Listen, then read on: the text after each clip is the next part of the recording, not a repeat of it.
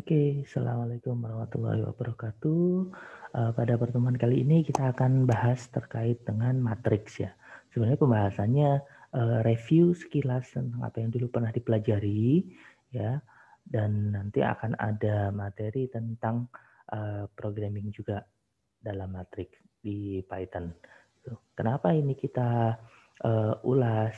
Karena di dalam komputer itu kita akan banyak memanfaatkan matriks ya, baik itu untuk menyatakan relasi, terus untuk merepresentasikan gambar atau merepresentasikan objek-objek lain gitu.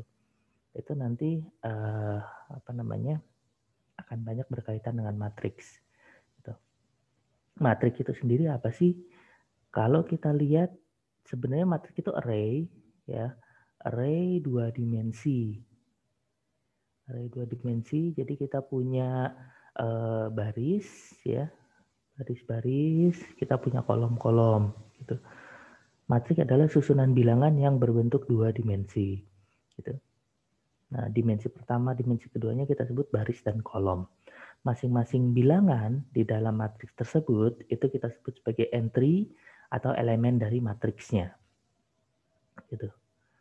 Lalu ada ukuran dari matriks yang kita sebut sebagai ordo. Jadi kalau kita punya matriks ya, kita notasikan seperti ini, A, M, N, artinya matriks ini punya M buah baris dan N buah kolom. Kita list apa, makanya di sini pakai titik-titik.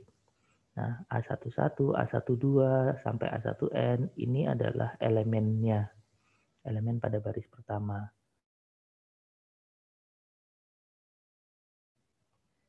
Nah, ini di review lagi ya, karena apa ya, salah satu yang letakkan baris, letakkan kolom gitu kan, terus elemen ini kadang-kadang orang ketuker kolom duluan baru baris, padahal harusnya baris duluan baru kolom gitu. Nah, diperjelas lagi bahwa yang namanya baris adalah barisan ya, barisan bilangan yang mendatar ke kanan itu baris ya. Yang namanya kolom adalah yang tegak gitu ya. Kalau misalnya susah ngingetnya kayak tadi aja, kita menuliskan barisan bilangan itu biasanya kan mendatar kan, 1, 2, 3, 4 gitu. Nah, ini baris pertama, ini baris kedua dan seterusnya. Kalau kolom itu mungkin ngingetnya kayak tiang rumah ya, ada kolom-kolom yang tegak. Ini kolom pertama, ini kolom kedua, kolom ketiga, matriksnya berukuran M kali N. Nah, ukuran M kali N ini yang kita sebut sebagai ordo. Ordonya M kali N, artinya ada M buah baris, ada N buah kolom. Jangan lupa baris duluan. Gitu. Nah, elemen-elemennya juga kita bisa susun. Kita sebut sebagai elemen pada baris kesekian, pada kolom kesekian. Ini A2, N, artinya baris kedua, kolom ke N. Ada yang nulis matriks dari 0, ada yang nulis matriks dari 1. Ya, tapi untuk memudahkan ya, di sini kita tulis dari 1 indeksnya. Dan nanti waktu kita pakai Python, baru kita akan menyesuaikan dengan Python, indeksnya dihitung dari indeks 0.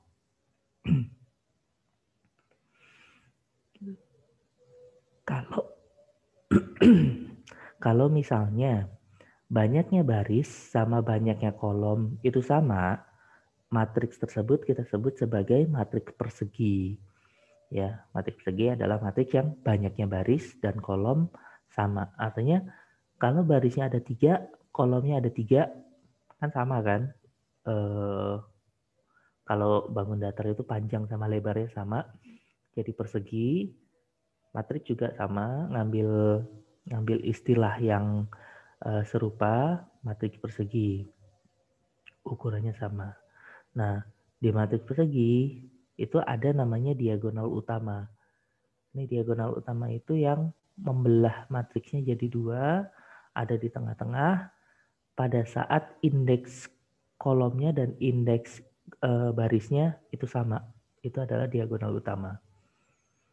A11, A22, A33 itu bagian diagonal utama. Kalau ada 4x4 ya A44 juga masuk, A55 masuk, dan seterusnya. Kenapa diagonal utama ini penting? Nanti akan kita lihat di belakang. Karena hitung tracing itu juga dari situ. Terus kita mau ngetranspose juga dari situ. Banyak. Yang jelas ini salah satu bagian penting dari matriks. Nah, matriks-matriks khusus yang lainnya ada kita sebut matriks nol. Apa itu matriks nol? Matriks yang isinya nol semua. Ya, beda dengan kosong ya. Kalau kosong itu nggak ada isinya, kalau nol itu ada isinya tapi nilainya nol. Ya, ini nol. Simbol ini simbol yang menyatakan nilai nol, bukan nilai kosong. Gitu. Nah, biasanya matriks nol itu disimbolkan dengan huruf O. Ya, karena O ini mirip dengan nol ya. O. Matriks sendiri biasanya disimbolkan pakai huruf kapital sama kayak himpunan, cuma bedanya dia dikurung. Jadi disusun dalam bentuk baris dan kolom. Nah, ini matriks 0 ukuran 2x2, ini matriks 0 ukuran 3x3. Fungsinya buat apa? Nanti waktu kita mengoperasikan kadang-kadang muncul matriks 0. Terus ada lagi matriks identitas. Ya, matriks identitas itu biasanya disimbolkan pakai huruf I. Ya, dari identitas, identity ya. Nah, ini matriks yang seperti apa? Sebenarnya ini matriks 0 juga, cuma bedanya di diagonal utamanya nilainya 1. Jadi semuanya 0 kecuali bagian diagonal utama. Diagonal utamanya 1. Efeknya apa? Kalau kita punya matriks identitas, kita kalikan dengan matriks lain, ya, maka matriks lainnya nggak akan berubah nilainya. Gitu. Sama kayak kita pernah pelajari tentang 0 sebagai identitas penjumlahan dan 1 sebagai identitas perkalian kan. Segala bilangan kalau kita tambahkan dengan 0, hasilnya tetap bilangan itu sendiri. Segala bilangan kalau kita kalikan dengan 1, hasilnya ya bilangan itu sendiri. Nah, di sini juga sama identitas. Segala matriks yang kalau kita kalikan dengan matriks identitas, hasilnya adalah matriks itu sendiri. Gitu. Makanya namanya identitas. Nah, selain dua ini sebenarnya ada satu lagi yang penting, itu kita sebut sebagai matriks 1. Kalau ini matriks 0, satu lagi matriks 1. Kebayang dong isinya apa?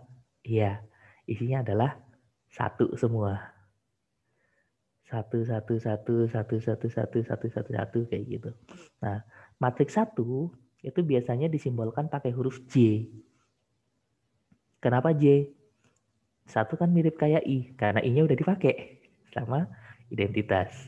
Kayak gitu. Jadi ada huruf O, huruf I, huruf J itu biasanya dipakai untuk matriks khusus ya. Matriks 0, matriks identitas sama matriks satuan. Matriks 1. Gitu. Nah, kalau misalnya ukuran kolomnya atau ukuran barisnya cuma 1. Jadi kita punya matriks tapi matriksnya cuma 1 kali N atau N kali 1. Itu bisa kita masukkan ke dalam vektor namanya. Ya.